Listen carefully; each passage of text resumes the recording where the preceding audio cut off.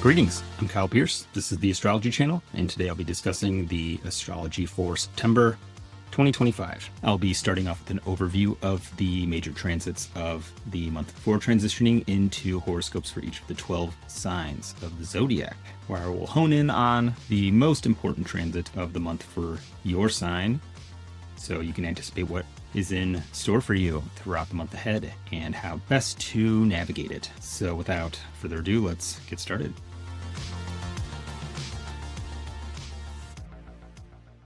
On September 1st, Saturn will temporarily leave the sign of Aries through retrograde motion and enter the sign of Pisces, where it will reside until February 14th, 2026. So wherever Saturn goes, Saturn asks us to get real, to take things seriously and potentially make some hard decisions.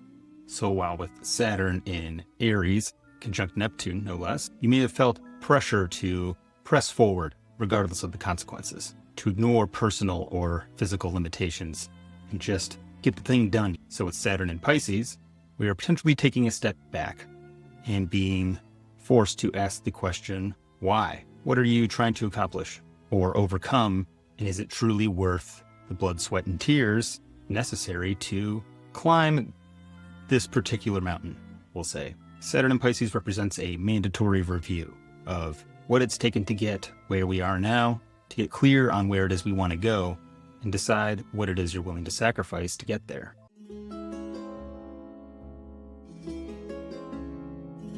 Now on September 2nd, Mercury enters Virgo. Now Mercury in Virgo sharpens and focuses the mind, refines the logic, supporting clear and precise communication and the ability to unify clearly the steps necessary to obtain the desired results in the Virgo parts of our lives. However, shortly after Mercury's entrance into Virgo, it begins to apply to a square with Uranus in Gemini. So while Mercury in Virgo is attempting to build a more neat and orderly, as well as optimized mousetrap, Uranus in Gemini is introducing a radical new redesign of the mousetrap entirely. Or no, wait, perhaps we can do away with mousetraps, because I have an idea for implants we can put into mice, which allow us to control them and, work in factories. Or you know what? We're thinking about it all wrong. Mice aren't the problem. It's actually birds that are the problem. We need to take the design of the mousetrap, build it into a bird feeder, and turn it into a little mini slaughter factory for birds. Or you know what? We could take the mice that have our implants in them, train them to throw spears at the birds. Or you know what? No, lassos. We'll get the mice to lasso the birds and ride the birds. And now we have a flying army of mice to do our bidding. Right, Uranus and Gemini introducing new perspectives and recombining old ideas into new ideas and potentially disrupting, the nice, well thought out, focused, very reasonable plans that Mercury in Virgo is attempting to implement. That being said, there is potential for being able to take otherwise wild ideas and figure out ways to actually enact them. The challenge is to figure out how to choose. If you're feeling full of ideas and a sense of clarity on how to enact them, it will be necessary to decide which ones you're willing to commit to following through till the end, because otherwise you may end up with just a bunch of half-finished projects and half-built gadgets, as well as a virulent mouse problem. But once Mercury separates from Gemini, things will cool off, especially with the influence of the South Node, and this will be especially favorable for writing, editing projects, and a capacity to streamline or optimize or anything that's gotten too complicated or convoluted.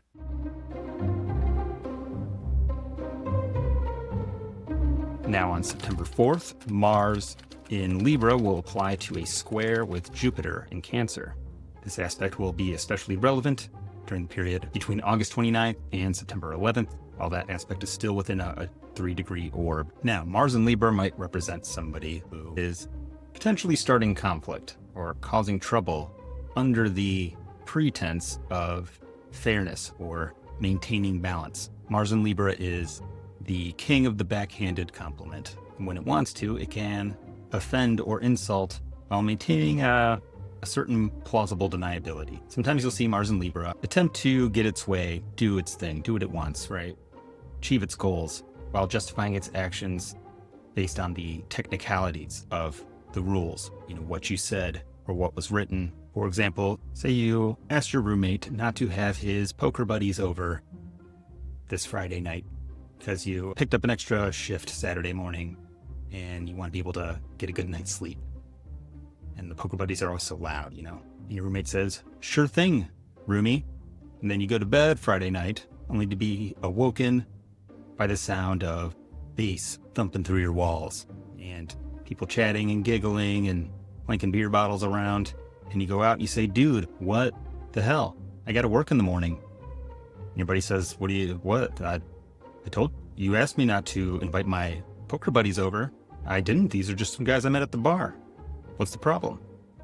That's Mars and Libra for you. So now with Jupiter in Cancer, squaring Mars. Squares are tense aspects which represent conflict. So when Jupiter squares another planet, it's often attempting to correct or moderate that planet in some way, to balance it, or at least make it more successful. So for some of us, this might mean Jupiter explaining very carefully to Mars and Libra why that is not very considerate, not actually very conducive to a healthy long-term roommate arrangement, as Jupiter, sees exactly what the roommate's doing. So Mars may grumble under his breath as he sends his friends home and perhaps makes it a point to be extra loud while he cleans up all the garbage.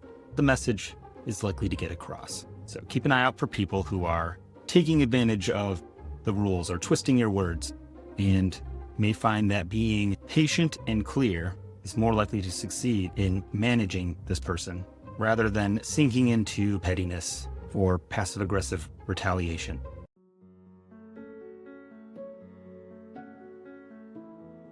All right, now, September 7th, we have a lunar eclipse in Pisces. Now, in astrological terms, a lunar eclipse is a full moon plus a node, in this case, the north node. So this might look like something you've dreamed of, something you've always wanted, the fulfillment of a wish or a desire, getting the thing that you've wanted and strived for and thought, if only I had that, then I'd be happy. But perhaps when finally achieving the thing we always wanted, or thought we did, or craved, you discover it's not enough, or still hungry. Or perhaps now that you have achieved the thing, realized it, it's materialized and you can see it in front of you, it's not what you thought it would be. The nature of the North Node is to create a sort of insatiable hunger wherever it is. A hunger for experience, for achievement, for success, but it is by nature a head without a body. It cannot produce lasting satisfaction. So when this moment comes for you, in whatever form it does, to whatever degree it does, and you experience the sense of hunger to keep chasing whatever the next level of that desire appears in front of you, whatever new carrot gets put on the end of the stick tied to your forehead, right? To consider, whatever visible lived achievement you think will bring you satisfaction, consider the possibility that the vision of fulfillment, which you chase into the future, may actually represent something that lies in your past, some unmet need or some core experience of lack. And perhaps instead of chasing the next thing, take a moment to experience that hunger and listen carefully for hints about the true desire that is being obscured or distorted. And as the moon begins to wind down from the eclipse, it applies to a trine with Jupiter in Cancer. So there may be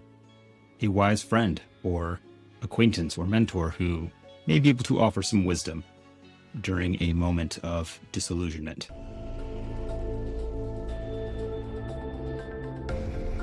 On September 13th, Mercury will form an exact conjunction with the Sun, a condition known as Cazimi, or in the heart of the Sun. This is a moment where, symbolically, Mercury has gone through its process of purification, where impurities are burnt away through this process of conjoining the Sun, because, the Sun's pretty hot.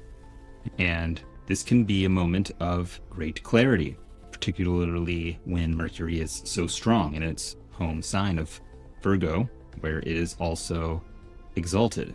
And that clarity of mind and thought that comes with Mercury, Cazimi, in Virgo, is supported and enhanced by its sextile with Jupiter in Cancer. This represents a moment of clarity combined with wisdom, with the ability to communicate or convey or conceptualize a process for how to accomplish something with some pretty damn good ideas about what to write or communicate or produce through, highly streamlined processes.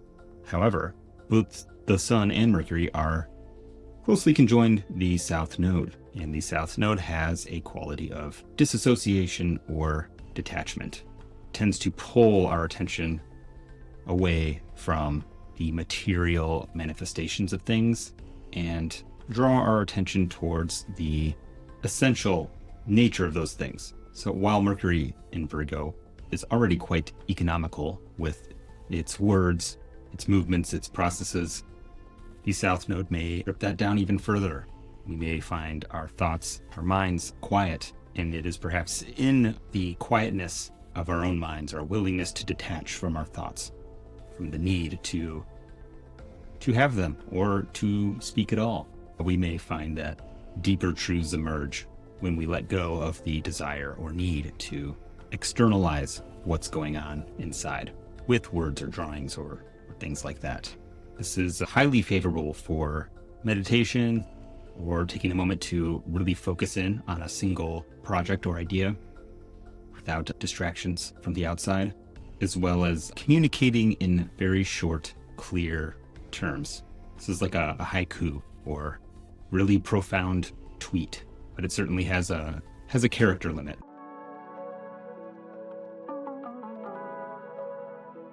On September 15th, Venus in the sign of Leo will complete a sextile aspect with Mars in Libra. Now, this aspect will have a lot of time to exert its influence in your life, externally or internally, but will be most relevant from September 10th to September 19th, when Venus enters Virgo, due to the close 3-degree range of the aspect during that time. So when Venus and Mars get together, there is passion, there's magnetism, charisma, sex appeal, and potential for scandal or immoderate pleasures. This might represent entrance of somebody into your life who is charming, exciting, confident, perhaps just a bit naughty. It has a bit of the energy of the rake or the dandy, who brings charm and appeal to the subversion of social expectation. And sometimes it's good to let her hair down a bit and take a break from normal proper behavior or standards of social etiquette. It may be a bit thrilling to receive an indecent proposal of some kind. This time can be a lot of fun, and we may find ourselves willingly taken in by the charms of another. However, we always want to bear in mind that those charming others don't always have agendas with our best interests at heart. Sometimes they do, but they have an agenda. They want to achieve something for themselves. So we all naturally do. Just make sure that it is not, at the end of the day, at your expense.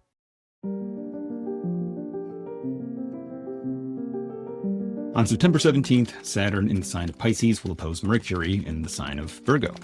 As Mercury approaches the end of Virgo, its powers of mental acuity, precision planning, and disaggregation only become more refined, capable of reducing the most complex matters to their constituent parts. But through an opposition, Saturn is well positioned to negate and obstruct Mercury's activity. You may find yourself so lost in the details that you're failing to see the big picture, or perhaps, despite having achieved technical perfection, something you can't quite put your finger on is still missing. Saturn in Pisces speaks to limitations in our ability to connect with the greater whole, to achieve a sense of fulfillment and completion, to recognize the whole as greater than the sum of its parts. If your written or spoken endeavors feel like they're lacking imagination, you're definitely not alone. It's possible that you're just being a little too hard on yourself, or perhaps someone else is being a little too hard on you. Try to take the opportunity to go over your work and see what you could do without. Sometimes leaving some things unsaid leaves room for new connections to emerge, allowing imagination to do the work for you.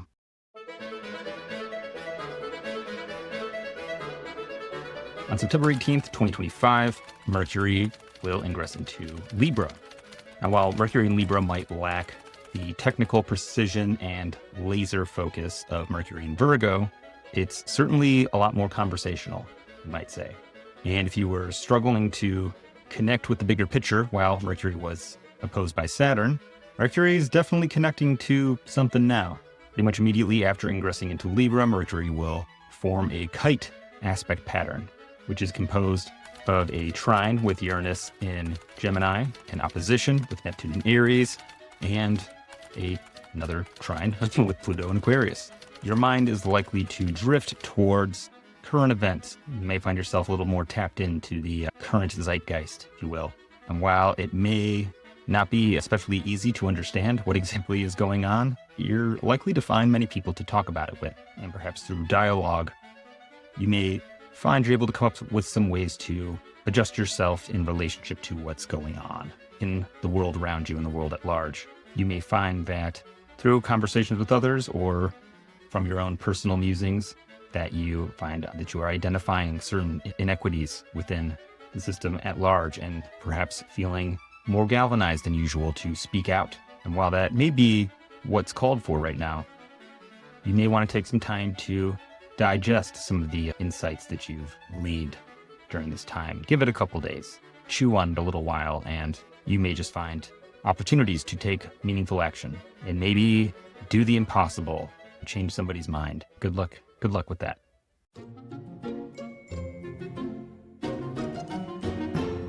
Now on September 19th, Venus will ingress into the sign of Virgo, immediately applying to a square with Uranus in Gemini. So imagine you're trying to throw a party and you want it to go perfectly. You want everybody to have a great time. So you do your research, you draft a guest list, you create models for how different people on the guest list tend to like each other, how they might get along. You find out everybody's dietary restrictions. You organize a banquet of gluten-free, keto-friendly, zero sugar, zero preservative hors d'oeuvres that everybody can eat. You double-check the guest list, you cut a few people out, create a top 100 only playlist, and create a tight schedule of super fun activities that you just know everybody's going to enjoy. And when it comes time to party, you discover that you've planned all the fun out of the party. You created so much order in this party that you've left no space for fun. And not only is nobody else enjoying it, you're not enjoying it because everything is going wrong immediately. Someone brings their boyfriend, somebody else brings an old school boombox and starts blasting Vanilla Ice in the middle of the living room. And the party seems to just be disintegrating around you and you're losing your mind. Everything's going wrong. And this is the moment that you're grateful that you know about astrology, because now you know that in the destruction of the perfect diorama of a party that you have crafted is the solution to all your problems. That in the chaos that has emerged, the opportunity for true fun can be found if you just let go of the details. That's basically what this looks like. Good luck. Good luck, guys.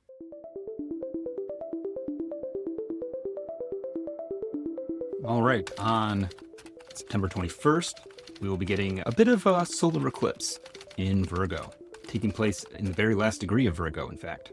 And this eclipse will be very much opposed by Saturn in Pisces. So eclipses always describe some kind of disruption to the usual pattern. It can be a bit of a plot twist or a change in the equation that moves the story forward in a previously unforeseen direction. Now, often when an eclipse takes place on the south node, it describes something going away or being released. Something that was expected to be there wasn't. And in Virgo, this may speak to a step in a process, perhaps, and potentially a vital one. Part of why Virgo is so concerned with the details is because some things need to be done in a specific way in order to achieve a specific result. And sometimes it only takes missing one crucial detail to disrupt or corrupt the intended result. We don't always see what's happening when an eclipse takes place while it's taking place. Sometimes we see the results visibly in the aftermath. This eclipses always describe some level of obfuscation. But on the same note, that temporary disruption to the sun's light can reveal things that are otherwise hidden behind the light of the sun. An important step has been skipped, which will result in an unintended result. That result may be for the better, may be for the worse, but it is nonetheless not what was intended. And we are often disappointed when we don't see the results that we wanted, right? We may feel that the results that we're getting are unfair in some way, or you may feel cursed by fate. But it may be helpful to recognize that though unintended and though perhaps undesirable in the immediate term, you don't know the end of the story. Sometimes losing the thing that we were shooting for ultimately leads to an outcome that we didn't know that we wanted. It is likely going to serve you better to allow some space. Don't try to immediately refill or restart the now broken chain of production. It may be necessary to make an assessment of the resources that you know that you have and perhaps construct an entirely new process that is more in alignment with the current reality. It may not be that you have resources to produce the intended product, but taking time to assess what you actually have, even if it means going without anything, without any product for a while, will likely be better than trying to run the same broken machine. And with Mercury and Libra ruling this eclipse, you may just need to talk to others, have some conversations, and maybe you'll find that you discover a demand for a new product, if you will. And once you know what your market wants, you can begin the process of building the new process to fulfill demand.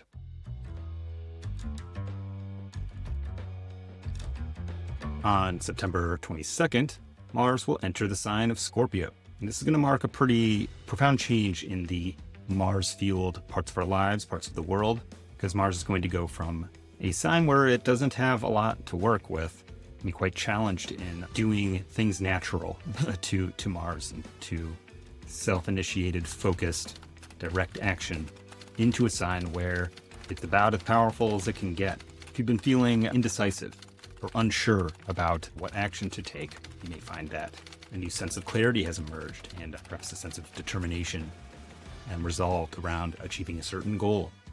But Mars in Scorpio doesn't announce itself, necessarily make its intentions known. In fact, often it accomplishes its goals best when the target, if you will, doesn't see you coming. This renewed sense of focus and clarity about where you want a particular situation to go may be paired with a certain commando mindset, maybe.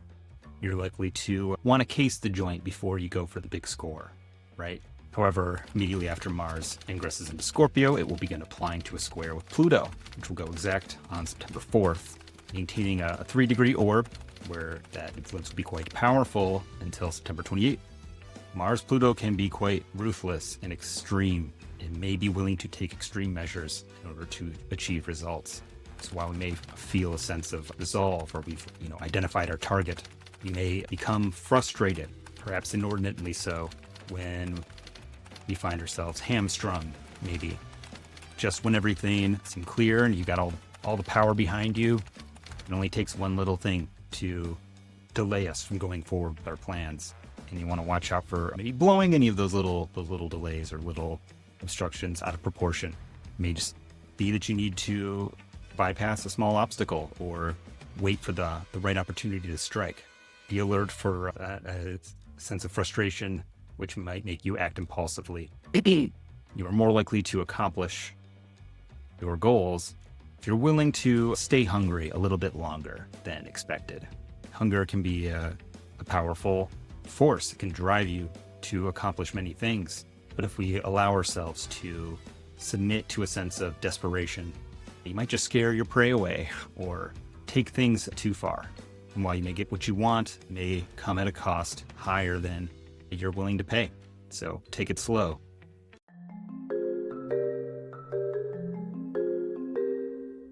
Now on September 28th, Mercury in Libra will form a Contra-Antiscia with Venus in Virgo.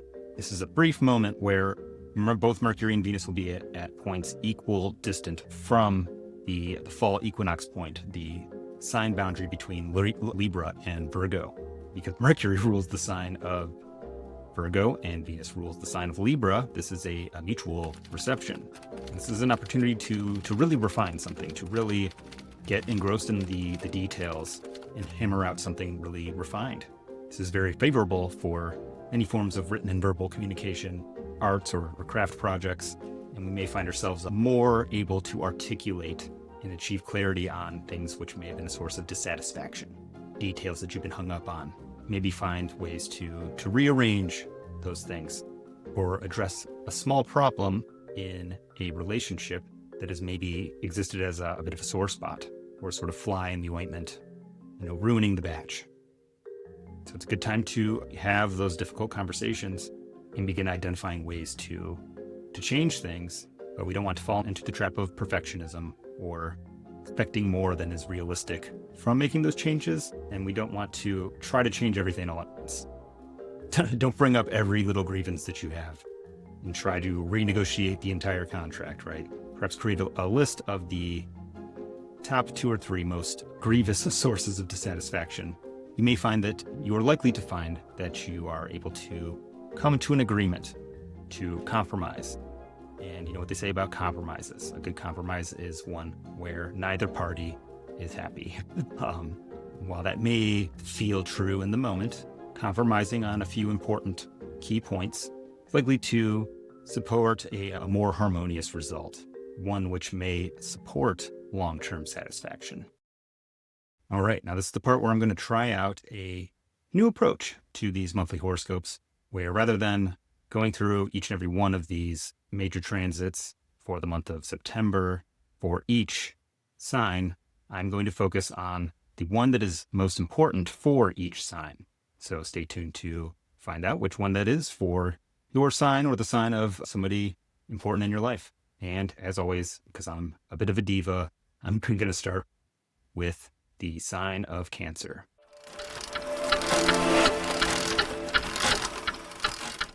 Well, hey there, Cancer. So remember when I said that I was just going to focus on the transit that was most relevant for each sign? Well, I think I'm going to make a little exception for you. Don't tell the other signs.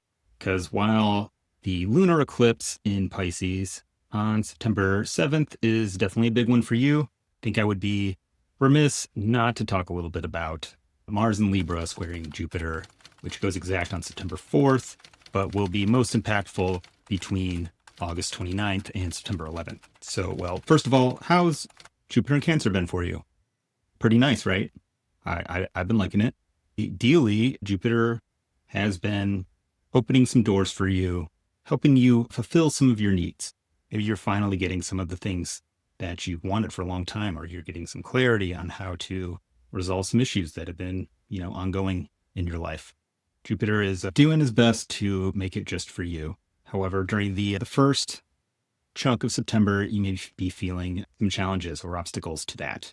Maybe you've gotten some clarity on how you want to go about doing something differently in your life, and you're, trying to settle into that new pattern, trying to work this new way of doing things or this new opportunity into your life and, digest it, assimilate it, get comfortable with it, but something may be interfering with your ability to settle in, get comfortable with this new arrangement or this new routine or pattern that you're trying to establish. And your attention is being diverted towards addressing a problem at home, perhaps a conflict with a family member or a child, perhaps.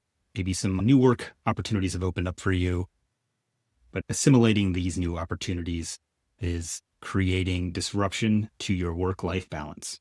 Whether it's one of those or all the above, that kind of misbehaving actor in your private sphere is likely not presenting a clear and obvious challenge, or rather, the conflict that it presents is more passive-aggressive in nature. If you watch the earlier overview of this transit, which I assume you did, I'm sure you didn't just jump to this part of the video in order to watch your horoscope. Mars in Libra can be a bit of a passive-aggressive force. Sort of wears the disguise of the overtly stated rules in order to, or following the overtly stated rules in order to achieve its own ends. This is a who me, not little old me Mars, but maybe making it a little more challenging to address or resolve or correct, the bad influence or the conflict in a direct way. Your patience may be a little bit, is going to be tested. You're going to need to exhibit patience, though, in order to resolve it. The issue or person who you find yourself in conflict with may seem to be trying to frustrate you almost, or seems to counter you, always has a response, like it or they are trying to throw you off balance.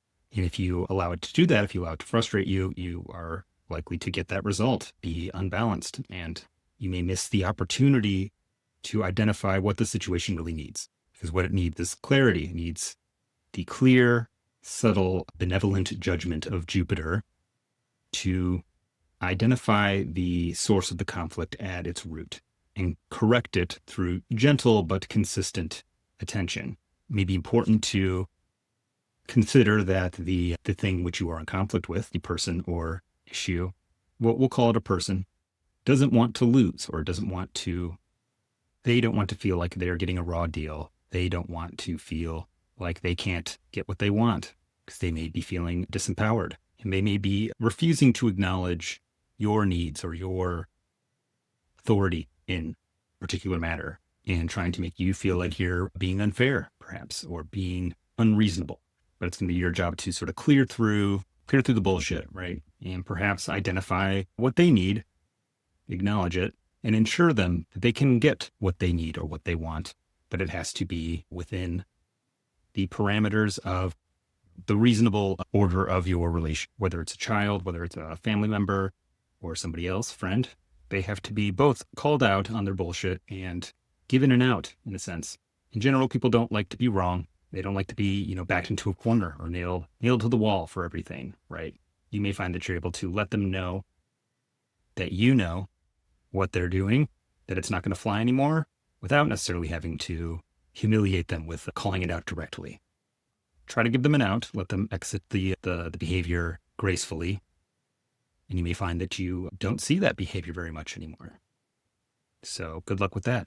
Now, what we might call the main event for you this month centers around the lunar eclipse in Pisces on September 7th. And as I mentioned in the summary of this eclipse, the theme around this transit is something to do with wish fulfillment, or sort of getting what you want, but perhaps finding that it is not as satisfying or fulfilling as you thought it would be. But because this looks like what would otherwise be a glorious full moon, with the moon in Pisces, applying to a trine with Jupiter in Cancer in your first house, involved in just lovely mutual reception, each being in the sign that the other rules, this would otherwise look like the culmination of something deeply desired, something sort of coming off, landing just the way you shot it, which would be a source of enormous satisfaction. There wasn't this eclipse thing happening.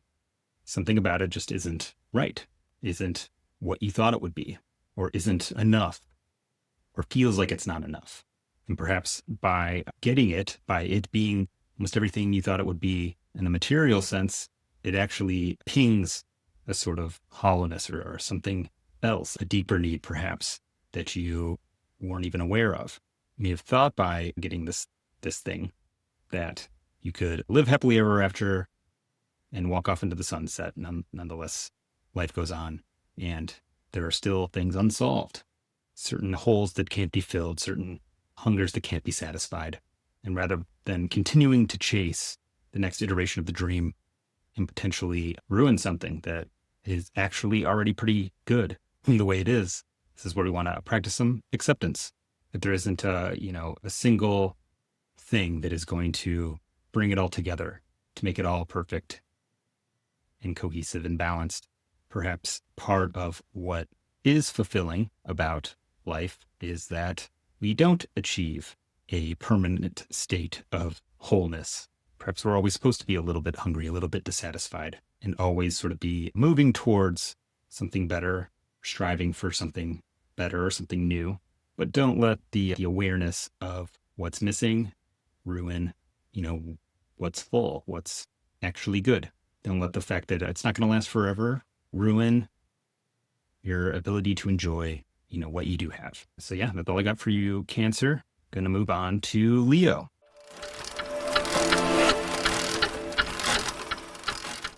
All right, Leo. How are you, Leo? It's actually a little bit of a challenge deciding what astrological event was the most important for you.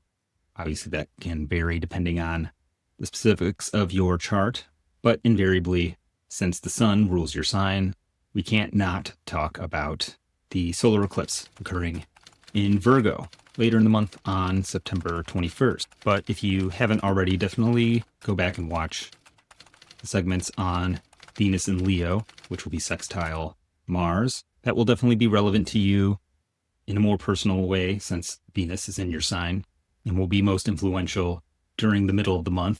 And definitely go back and watch the Mercury Cazimi segment if you haven't already, since that heavily involves your ruling planet, Sun, and is going to be more relevant to financial matters for you. So, use your imagination. But I'd really like to focus on this solar eclipse for you on the 21st, which will also be especially impactful on your financial matters. Eclipses are often challenging times for Leo people. The sun doesn't like being eclipsed, right? You're supposed to be steady and reliable, showing up every day on schedule. So it's natural for you to feel uneasy or uncertain around eclipse season.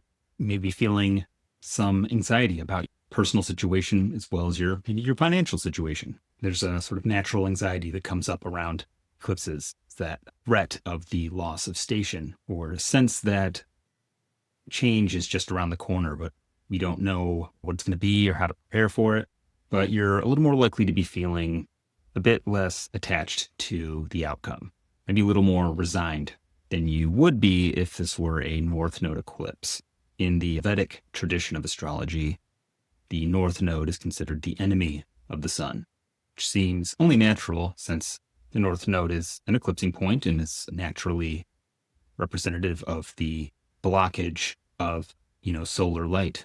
But you would think that would be true or just as true for the South Node. However, I think this has to do with the fact that the North Node is more concerned with the material. It's focused on material results and, in a sense, represents a sort of obsession or fixation on material form, acquiring and, having lots of things and experiences to show your solar value, right? However, the essential nature of the sun has much less to do with materialization and more to do with spirit or consciousness, light, as it were, being the force which animates the material, which, illuminates it. And so it naturally represents more of a distraction for what the sun is about, what you're about on a more essential level. While the South Node, an eclipse there is going to block your light just as well as the North. The South Node, at least, teaches us not to be attached to the material results. And I think that's important for you right now, since this is taking place in your second house, which is more literally about the material which supports you, most identifiably your money, right? But can also include, other types of support. It's not good for you to be too fixated on the material element, the material representation of your value. As a Leo influenced person, it's very important for you to cultivate a sense of inherent value. And while there may be some issues around money right now that go beyond just this period in time, but are part of an overarching arc that has been taking place for close to a year now and will be part of the story for the next year or so. These eclipses take place in the same signs for about 18 months at a time, some variation on the edges. The concern around money and the basis for support in your current jaunt through a material reality is going through some changes. It's subject to disturbance, loss, which may be making you feel uncertain, right? And this may be compounded by some external pressure. Perhaps you have debts to pay off or just obligations, financial or otherwise, to other people, which you may be unable to fulfill just now. And that doesn't feel good for anybody, but it doesn't feel good for you, right? This is not what Leo's about. You want to be, reliable, dependable, consistent. You want to honor your obligations And be they small or, more substantial, it's important to remain humble and not let any temporary or, somewhat chronic limitations in your ability to meet those obligations become a reason to make excuses or to blame others too much. You'll feel better about yourself at the end of the day if you accept your own limitations and focus on, what you can do to reposition yourself in a way where you can begin to make good. It may very well not be your fault. Maybe somebody deceived you. Maybe you were promised something and it wasn't delivered, but nonetheless, you're the one left holding the bag. And these solutions will only come if you're willing to take a look at the reality of the current state of your material support, as it were, and, let go of what's not working anymore. You may have to cut your spending, cut back a little bit, and really, get under the hood and reconfigure your spending habits. And even if it means disappointing some people, you may have to break a promise or two. And again, this may be more or less severe, depending on, a whole number of circumstances. If it's not, here's the thing. If you're not in severe financial crisis right now, this eclipse is not going to suddenly make you insolvent. It's a good chance you already know that you're aware that there's a problem, if there is one, even if it's only a little one. But there is a risk for you being less aware of what's going on.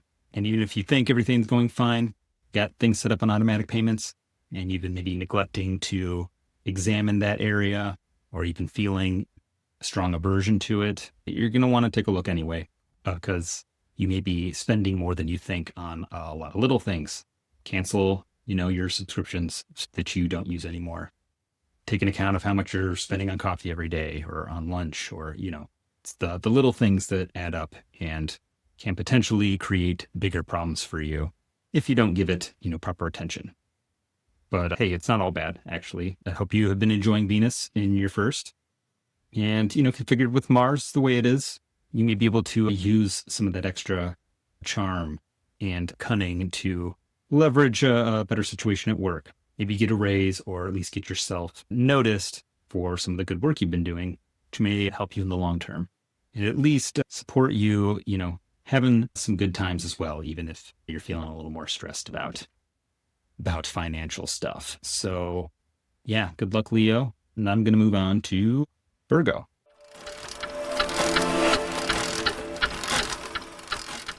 So Virgo, how you doing? A lot going on with you this month, which makes it kind of challenging to decide which of these configurations is most relevant to you. Because to a large degree, most of them are pretty relevant to you because most of it's taking place in your sign. So if you haven't already, go back and watch the Mercury and Virgo segment, Mercury Cazimi, Mercury opposite Saturn. The Pisces eclipse. It's all about you. Just go back and watch it. Go watch it all. It's you'll learn things. But I really want to focus predominantly on the Mercury Cazimi in Virgo for you, which is taking place September 13th and will be within that 1 degree orb for it to be considered a Cazimi from sometime September 12th to sometime September 14th. I don't remember. Sorry, guys. But the reason this is important is not only because of the Cazimi itself, but because of the sextile with Jupiter in Cancer.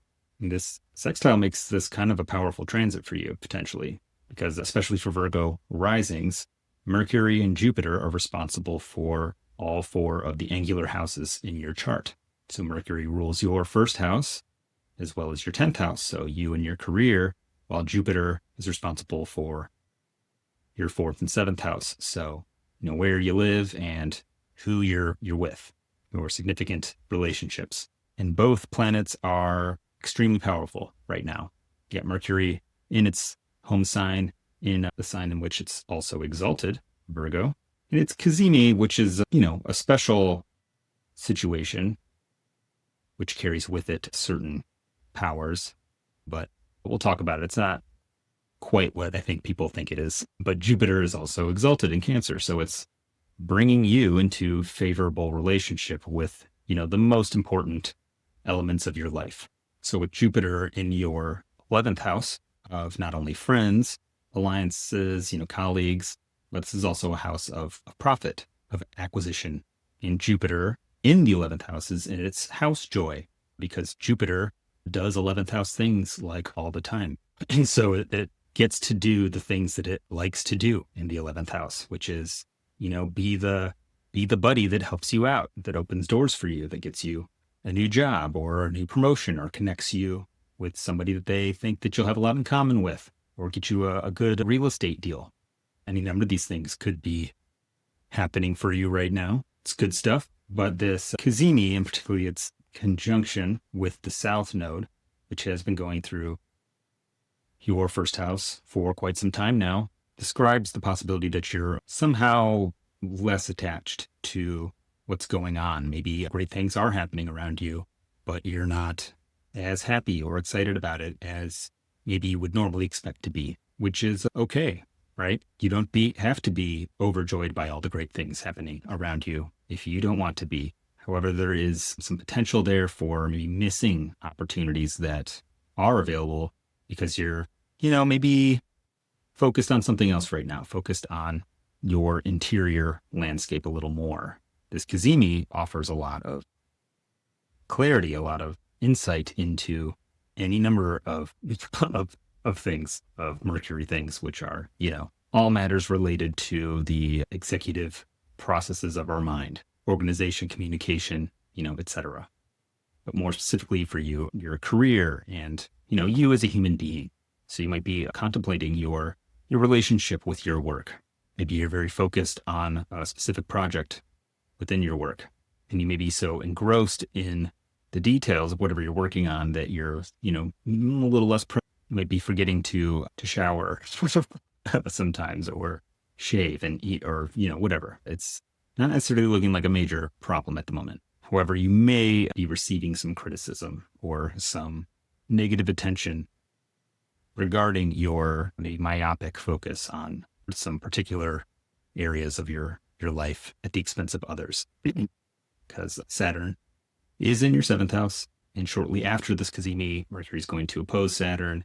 And, if you watched that segment, you might be considering some of the ways that you might be missing the big picture right now. And there may be, some significant people in your life who are not necessarily condemning you, but maybe trying to get your attention and make you aware of what you're missing. And this can be very constructive if you're, willing to take the criticism, which Virgos often are, even though you tend to prefer to be in the position of dishing it out. But don't forget to come up for air. Take some time to recharge your batteries a little bit, because there's a lot of opportunities coming around for you, and you want to be in a position to take advantage of those, or at least recognize which ones are really worth taking advantage of. But that's all I got for you, Virgo. This is a pretty good month for you. I like it. Now go take a shower. All right, moving on to Libra.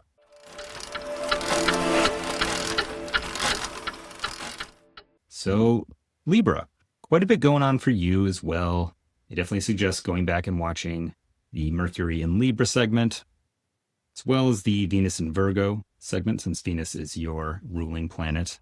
But I especially want to focus on the sextile between Venus in Leo and Mars in your sign in Libra, which will be going exact September 15th, but will be most potent between September 10th and September 19th. But I'm sure you've been feeling the Mars in Libra, which has been going on since the beginning of August, and might have had you feeling a little more irritable than usual. Or perhaps you've been a little quicker to take offense.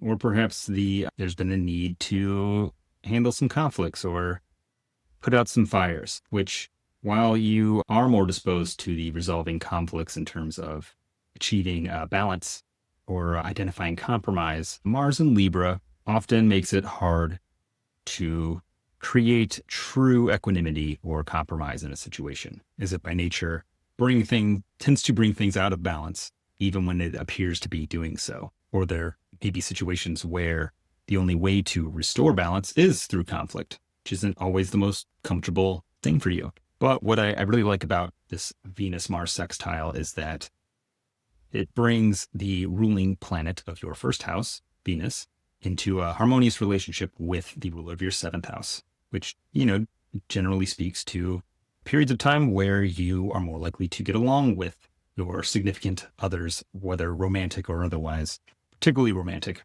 But this is one you want to be a little careful about, as while it may seem like you have a firm grip on the situation, you're getting along, things are going well, things are maybe even kind of exciting, a little fun between you and somebody else. You'll want to make sure that you're not mistaking, charm or an eagerness to engage with you for someone who actively has your best interests at heart. It's not to say that they don't, but there's a chance that you may be convinced or charmed into agreeing to something that you may later recognize is not in your best interests, or is not, in fact, in the spirit of fairness that it initially seemed to be. And this could get potentially confusing. Are you the one trying to get your way and the other person is the one behaving unfairly, or are you being the one who's unfair? It's kind of hard to say. We would have to look at other things, but I'm not trying to send you into a spiral where you're, questioning the motives of everybody around you, but it's just something to be aware of. If somebody is especially charming coming into your life right now or being around, there's a chance that they may be putting on a little bit of a show for you in order to get what they want. Similarly, you may want to examine your own intentions. While I think the unspoken truth about Libra, which I'm sure you're at least peripherally aware of, is that, that there's always a transactional element to relationships where even if we're not always keeping track, there's an expectation of reciprocity, and that Libras are, in fact, also in it for themselves too. That you want what you want to, and that's, good. Healthy self-interest is part of the deal, but you don't want to, whether intentionally or unintentionally, enter into some kind of relationship or transaction with someone, convincing yourself or them that it's mutually beneficial when, in fact, it may not be. Just something to be aware of. It is a sextile, after all, and there's a more voluntary component to that. I think you can handle it. I believe in you, Libra. Moving on to Scorpio.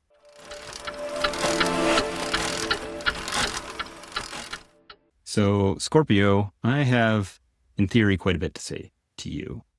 Now, you're not in trouble. No, seriously. I think there's quite a bit that is directly relevant to you. I think the Mars and Libra sextile Venus is definitely important for you because it brings the ruler of your first house, Mars, and the ruler of your seventh into harmonious contact, which can be very good. So I'd go back and watch that segment. You could probably even watch the Libra segment, but it's just going to play out a little more for you in the 10th house and 12th house arenas of your life, where you maybe more recently have been feeling disempowered by a particular situation, or maybe you've had to take some time off, maybe you've been sick, or you had maybe a little injury, or just been feeling a little lower energy than usual and needing to step back a little. And maybe you've been getting some help or support in that, which is nice. But, consider all the things that I said about that aspect in the Mars sextile Libra segment. But I think obviously I want to focus for you guys on Mars going into Scorpio, which is good stuff for you. Mars will be ingressing into Scorpio on September 22nd. So you definitely have that to look forward to. However, we got to talk about the Pluto situation. More specifically, that Mars, after ingressing into Scorpio, will apply to a square with Pluto. So while you may be feeling more powerful, more goal-oriented, ready to go full commando on a situation, tackle some goals, accomplish some things, you may be at risk for letting some of that power go to your head. I think especially coming off a situation where you may have been feeling a little less powerful than usual, or less like you had a say in matters. You don't want to let any lingering sense of alienation set you off into revenge mode, because nobody wants to see that. Not even you. Actually, I would say especially not you, because you don't have to say it out loud, but we all know you care, Scorpio. We all know that you're vulnerable and squishy inside, and it's because you care that you are willing to go to bat on behalf of the things you care about, and that's good. We want you to go to bat, but we don't want you to go to battle axe or bazooka. which Pluto can sometimes compel us to do, can sometimes escalate things. So you may want to be a little on alert for how you may potentially respond to what may in fact be minor insults or things which are less threatening than they seem.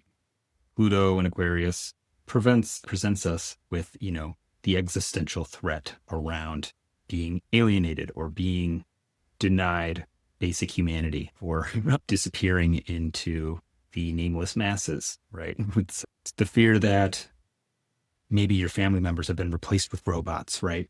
Which, is hopefully not true for you, but you get the idea. And it's a very impersonal influence, and you are more likely than usual to take something which was impersonal or is impersonal more personally and respond, with regrettable vigor. So just something to be on the lookout for. But, on the positive side, it can promote a certain amount of resolve or willingness to endure, persevere through challenges, and, go all in on something which can be very powerful, can be very productive. Just use that energy wisely. But otherwise, this is a good transit for you. Maybe not for everyone else, but no, I'm kidding. This definitely does get a lot more positive when we go into October, though. October is very much your month, so you have that to look forward to. But in the meantime, we will move on to Sagittarius.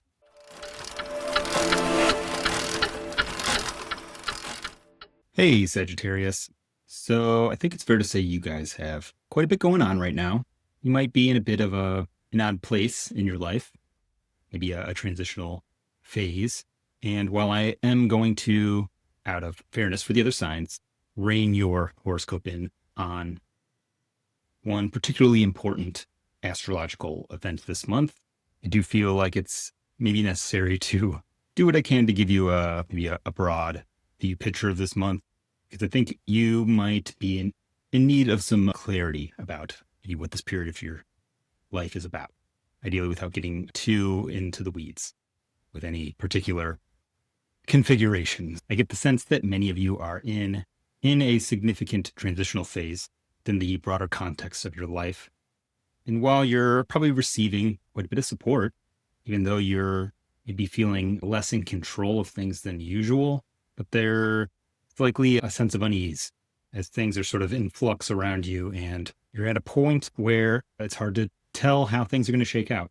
And I think for a lot of you, this period of time is about developing trust in the support you're receiving, trust in yourself, trust in the path that you've committed to. So you're kind of in mid-arrow launch, you could say. Sagittarius is the sign of the archer. It's literally like a little arrow that represents the glyph of Sagittarius. And part of your cycle is this finding a target, shooting, maybe you land, maybe you don't, followed by a period of retreat or maybe retrieval of the arrow, if you will, and careful consideration about, what the next target's going to be.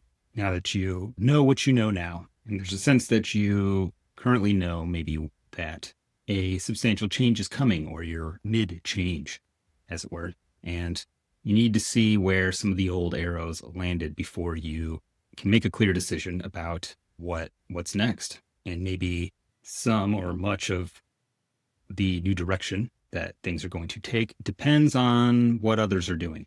And you may be feeling uneasy with the lack of control you may feel in the situation. So my sort of broad advice is to accept the support you're receiving now. Take the time to recuperate, soak in the support you're getting, and not panic if it seems like their direction is unsteady or inconsistent. This is all about developing trust in yourself to handle, what comes as it comes. Because the main event for you is going to center around the lunar eclipse in Pisces.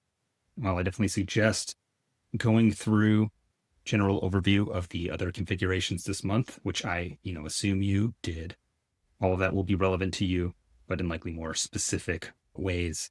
The eclipse of the moon in Pisces is not only representative of an important point of shift in the ongoing story, that is the maybe reshuffle of your life as a whole to a large degree, but predominantly your foundation, your home, the circumstances of your private life, as well as your career, your public life. Both are undergoing a potentially dramatic change in direction, but to a large degree, what you're relying on most right now is your relationship to your family, your private life, your personal sphere, and you may experience a shift in the terrain, if you will, if you've been relying on maybe family members for support, either emotional or financial or otherwise.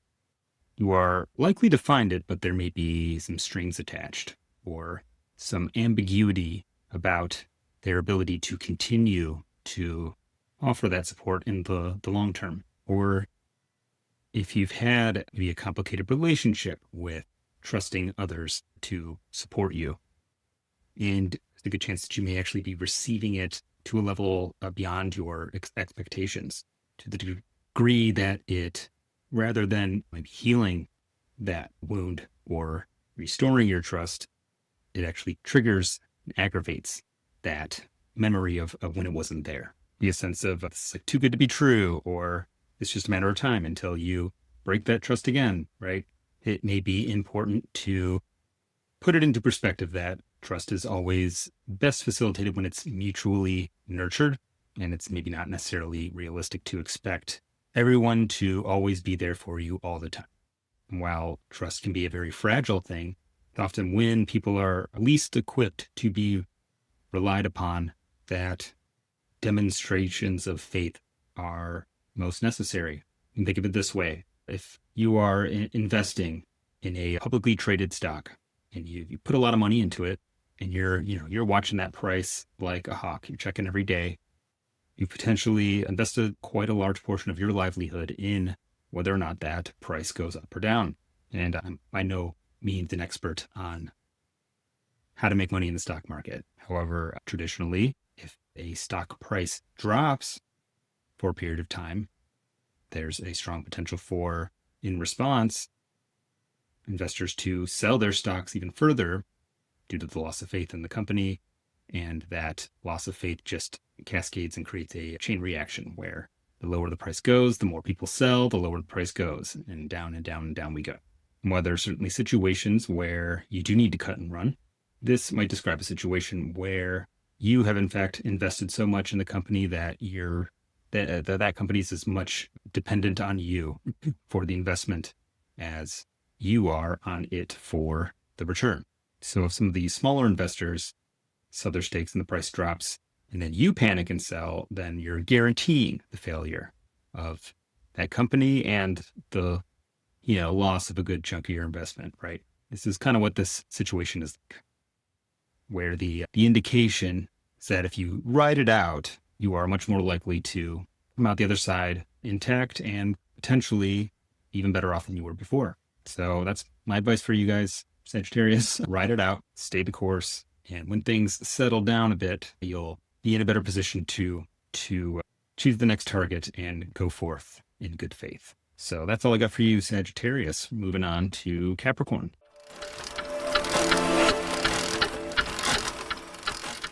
So, hey, Capricorn, you are another one of those signs that I'm having a hard time picking one configuration to focus on for you. In part because, well, most of it is directly relevant to big chunks of your life, but also because most of it isn't much about you directly. Sorry if that makes you feel bad. It's not that it's not about you. It's just that a lot of what is going on in your life right now is more about your response to what other people are doing and less about your direct role in what's happening. It's not that you don't have one. It's just that you're just a little more in a supporting role right now. You're maybe a little more on the sidelines, giving direction to the other players, and maybe taking a position when one of them gets injured. Some of you may be called to take on a more direct role in things than others. It's still essentially a more receptive or responsive role that you are now playing. So definitely go back and review the Mars and Libra, Square, Jupiter, and Cancer segment. Just try to insert Jupiter conceptually into your 7th house, into your partnerships, romantic and otherwise, and Mars into your 10th house space, your career, your work, your public facing life. But what I also take a look, review Mercury opposite Saturn. Try not to be too hard on Mercury, but I want to focus more on just Saturn going back into Pisces and what that is likely to mean for you, because while we all are subject to the influence of Saturn to varying degrees, its ingresses into different signs tends to be a bit more noticeable than other planets because it happens much less often than the other 6 traditional visible planets. But because Saturn rules your sign, those shifts are going to be much more noticeable for you. And while on one level, Saturn moving from a conjunction with Neptune in Aries to back into Pisces can look a little bit like moving from one type of big confusing soup, in this case maybe a boiling one, to one which is cooler or more congealed. But what the experience that this may describe for you is one of kind of a cooling down or quieting down of circumstances in your life, which is best used as a point to review the events which took place while Saturn was in Aries, which began back in April, and how that differed from the 2.5 years or so that preceded it, which was all Saturn in Pisces. And the more you're able to observe about the differences between those 2 time periods, the more you'll be able to better prepare yourself for Saturn's re-ingress back into Aries in February 2026. And especially as we get into October and November, there becomes more and more of an opportunity to clarify and restructure where things need to be restructured and reinforce what needs to be reinforced in preparation for what may be a bit of a launch into unknown territory. Saturn in Aries may have asked you to commit to a given path without any real assurance in terms of what the outcome will be. This was maybe a bit of a preview of the kinds of challenges that might lie ahead, which are essentially playing out in the most foundational part of your life. It can be home, and may well be, directly related to your house or to your family. There maybe we're considering a relocation, but a lot of what the 4th house describes is, who you let in to your personal world, the world that only a select few are privy to, and, who you allow to live there and have a lot of impact on, the overall direction of your life. So Saturn in Aries is maybe a glimpse of what committing to the all or nothing gamble looks like, what factors might contribute to its failure, what factors might contribute to its success. And this sort of cool down with Saturn going back into Pisces is an opportunity to differentiate between the unrealistic hopes and expectations, as well as the unfounded fears and nightmares that you're projecting onto the situation and its projected outcome. And so this month is essentially about reviewing and sort of weighing the pros and cons and identifying not only whether or not you want to commit to the path ahead, but developing clarity on what the steps are to get there, the day-to-day steps. This is a 3rd house territory. If you want to go there, what does it look like on a day-to-day basis? And whatever your decision is, you're likely to find support for it, especially in October and November, where those decisions start being made, perhaps. We're still in review stage and, considering what committing means in terms of what you're giving up, as well as what you might gain, and essentially packing for a trip in which you will burn the bridge behind you, which may or may not be quite so dramatic, but essentially describes the essence of what this period looks like for you. So good luck, Capricorn. I think you're moving into a more pleasant period, but we will continue exploring what that looks like next month. So moving on to Aquarius.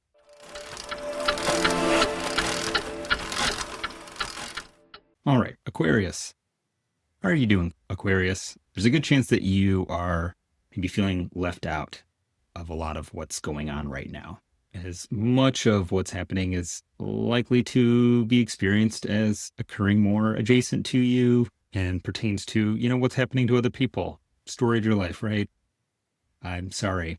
I do suggest you go back and review the Venus in Leo, sextile Mars in Libra segment. I believe that will be relevant to you more so as it pertains to your experience or encounters with other people. You may describe the kind of people that are showing up in your life or experiences that you're having in relationship with other people. But the one I want to focus on for you this month is Mars's ingress into Scorpio, taking place on September 22nd. And Mars going into Scorpio represents a break from the experience that you've been maybe having lately of being on the sidelines or just generally finding yourself in the role of observer, which I know you naturally tend to do anyway. But Mars in Scorpio represents an opportunity and perhaps a demand of some kind to take action. You've likely been considering making a bigger move or waiting for an opportunity to make a move, weighing the options, considering the conditions of your environment and, all the other factors. And you're perhaps ready to act more decisively. And it may be a little bit jarring. Possibly you've maybe settled into a more relaxed disposition where you've been able to respond and consider things, and that uncertainty may not have been the most comfortable for you, but the shift into go time is likely to feel a little bit more abrupt. And you may feel a little bit of a sense of, well, now you want me to do something? Now you want my attention, huh? And that may be deserved, right? It's not like you should just be at the whims of what everybody else wants to do. Not that you would be, but there's a bit more of a sense of urgency. Whether you choose to act in resistance or fall, in line with what's being demanded of you, there's still a need to act. And there's potentially a lot of opportunity to maneuver right now to make some progress, particularly in your career. It's a bit of a, if you play your cards right, work real hard, you accurately assess the terrain, make the right moves, you are likely to benefit from this quite a bit. But you do need to be aware of the potential to overreact, to either resist too vehemently and make yourself a target, or come on too strong and scare the opportunity away, essentially. So why it might feel like you're white knuckling it a little bit towards the end of the month. Next month, it starts to look a lot more favorable for you, and potentially a lot of opportunity to get rewarded for your efforts. But just don't blow your cover right now. And we will talk about that next month. So good luck, Aquarius. Moving on to Pisces.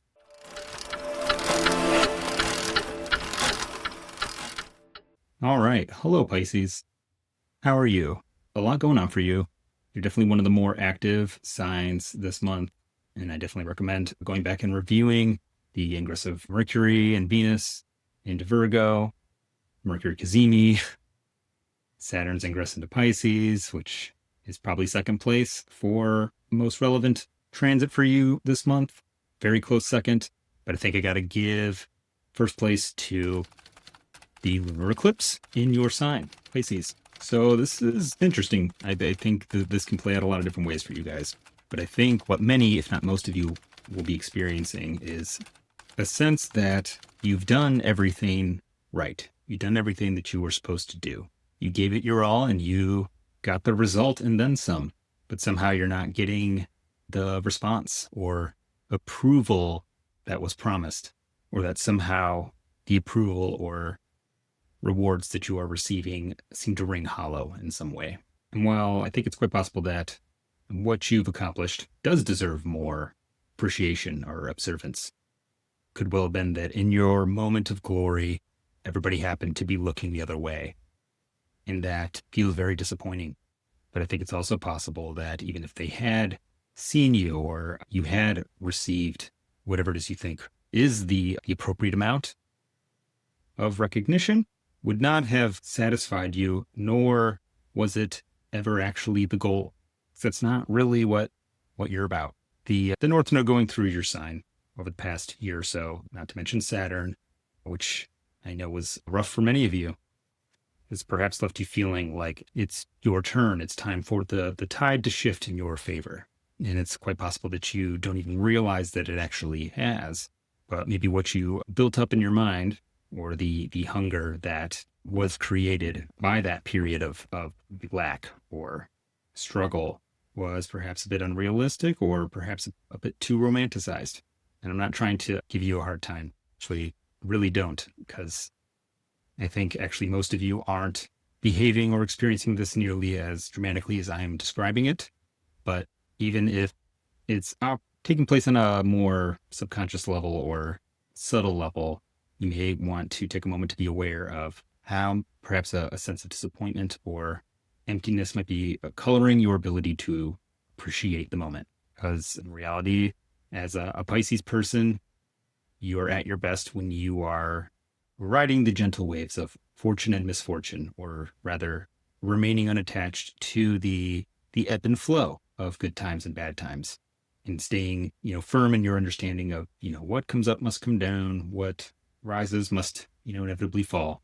It isn't for you to, cling to the heights or drag yourself to the bottom. It's not about holding on for you. It's about keeping it all in perspective and knowing even as you lose perspective invariably returns. And, preaching aside, there's potentially a lot coming through for you. It's a nice time. There's a lot to be enjoyed. There's a lot that you are learning right now. The world is, in a sense, if not your oyster, more so your oyster than it usually is. And if things don't feel like they're going as well as they should be, try dialing back your expectations a couple notches and expanding your scope out a little bit, because chances are, whatever your baseline is, things are going a lot better than your baseline, notwithstanding, specific chart conditions being activated right now.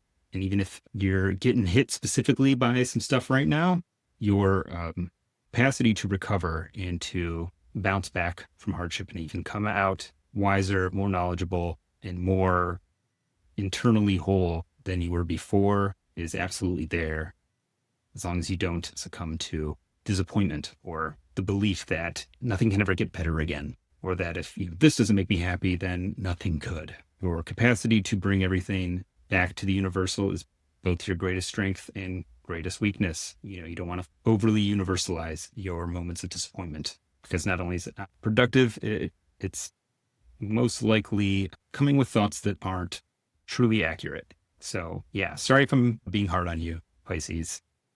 You guys are doing great, but the doing great part isn't really what I need to talk about, because that's not what you need to change. You can just let that part be great. All right.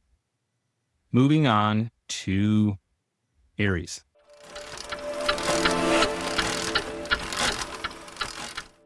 All right, Aries. How's it going, Aries? I think many of you guys have had a rough summer, or at least the summer came with some challenges, which you may be noticing lifting or falling away from you, if you will, this month.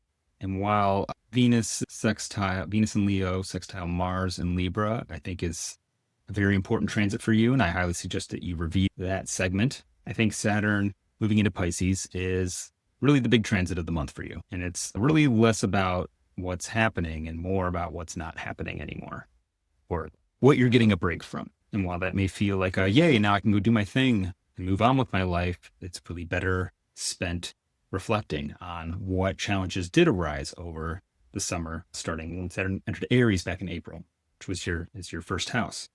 Some of you may have experienced that as, your typical go mode of action was met with resistance, or that when you encountered unexpected resistance, your usual capacity to just burn right through it could have resulted in negative consequences. Maybe those particular objects of resistance were a bit harder than expected. And hopefully you took the cue and slowed down, or even hit the brakes and took some time to, assess the nature of the obstacles and more carefully, methodically overcome them.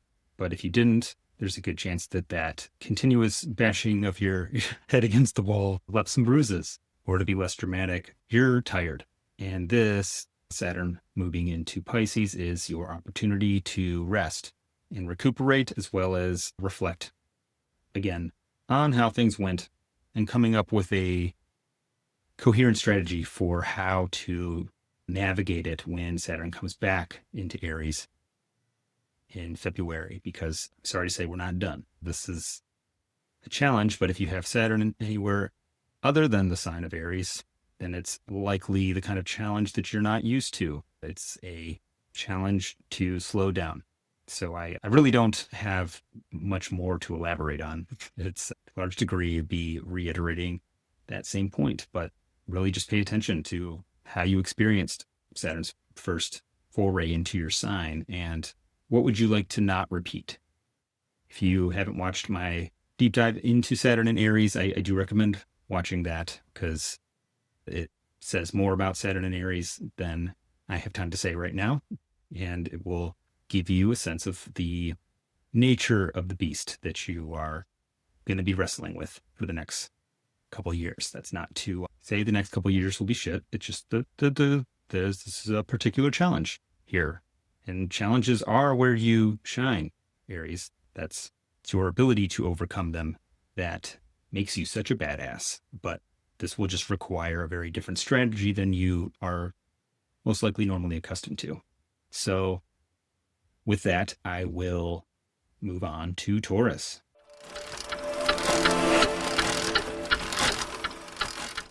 So Taurus, what I want to focus on with you is Venus's ingress into Virgo, taking place on September 19th, where it will immediately apply to a square with Uranus. So this is influential for you, as much for how Venus tends to operate in Virgo, especially when it's square Uranus in particular, but also what it's not doing anymore, which is being in Leo. So most of the month, Venus will be in Leo, and that's not a bad little transit for you. Most of September, it kind of looks like you getting some time to reign within your personal sphere, which is, as a Taurus person, especially Taurus rising, is where you shine, in a sense, is where you live, where you've settled, where you are established. So once you have some time to kind of till the fields, if you will, or getting some support from others to till the fields for you, which is even better.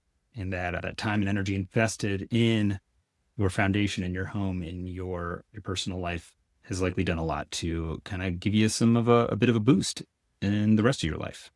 You might be feeling more confident, a little more at ease and comfortably in control.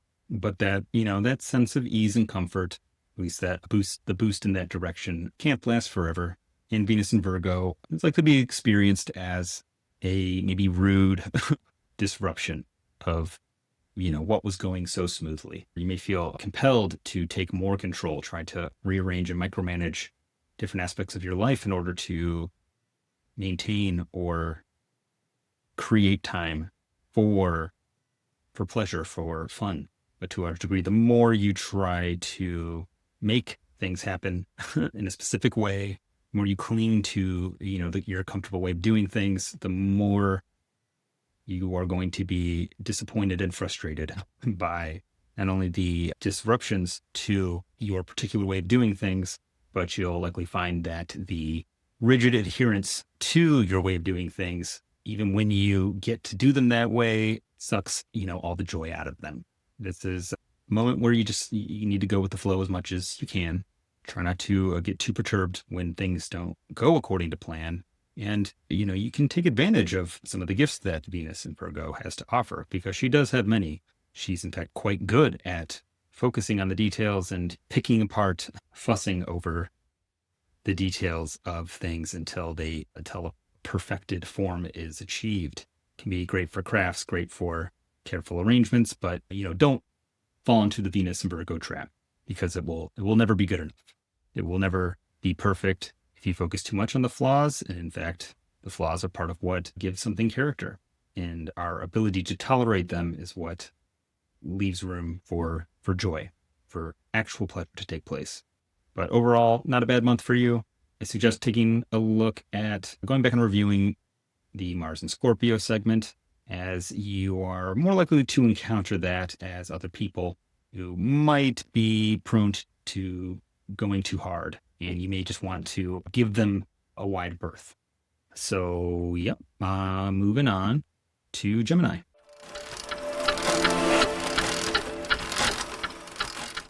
Hello, Gemini. As one of the mutable signs, you are one of the signs that just has a lot going on this month. So I hope you reviewed the main segments of this video, particularly the ones that pertain to Mercury and Jupiter. But for you, I want to focus on the Mercury Cazimi taking place on September 13th. And I think this is potentially a very positive transit for you. I like this as an opportunity to invest your energy and resources into what it means to have a orderly space in which to operate. As a Gemini, your ideal mode is to have a certain amount of freedom to explore, to experiment, to, start some things without necessarily finishing them, only to rediscover them later and, combine them with other things you've been working on. This is this process of cross-pollination that you're always engaged in. It's what makes you brilliant, Gemini. It's why we hang out with you. We like that you're so casual and so playful and, all the cool Gemini things. But part of what enables you to do that is having an orderly framework in which to operate. Because if you don't have that, then you may be prone to going too far, venturing off the reservation and getting off track, dispersing your energy. So what this Cazimi represents is, in a sense, an opportunity to declutter both your external personal space as well as your internal personal space, your mind. Sometimes as a Gemini person, you likely have a tendency to take in as much information as you possibly can. And there's a potential to overstimulate yourself. And to a large degree, your personal space, your home, is a reflection of your mind. So, creating space in your personal physical space and creating order there frees you up to take on new things, which is really what you want to do. You do want to continue to keep things fresh. You do want to be able to have that constant turnover, keep things, fun. But this is essentially the mental and personal space equivalent of emptying your recycling bin, creating more space on the hard drive to take on more and new data. You may have many duplicate copies of the same file in your hard drive right now. And so leaning into the quiet that is maybe emerging for you right now can perhaps give you an opportunity to take a break, get some much needed rest and get ready for what's next. This is more of a listening time for you, as you are likely to find others that you meet are both, supportive of you and potentially in a monetary way, but also have much wisdom to offer, which, having a clean slate upon which to receive it positions you to get maximum benefit.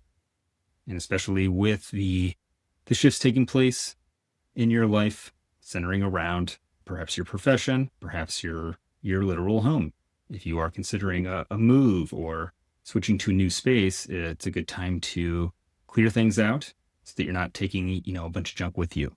In a sense, you want to pack light so that you have the freedom of movement in order to seize the opportunities which are available to you. It's not a bad time to, invest in remodeling your home or making some repairs, particularly if they involve the removal of walls or the removal of unwanted fixtures in your current dwelling. But yeah, this is a nice month for you guys, Gemini. There might be some unfinished business at work coming up.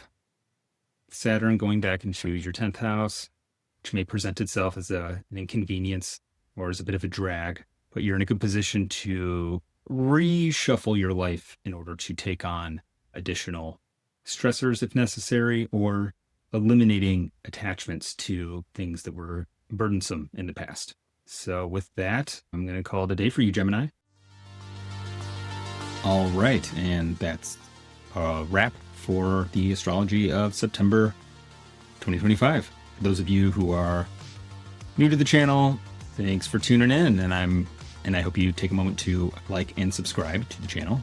And for those of you who have been following the channel for a while, I just want to take a moment to say thank you for all your support and for sticking around as I experiment with the format and, various ways of going about putting these things out, it hasn't been easy to know what to expect from this channel.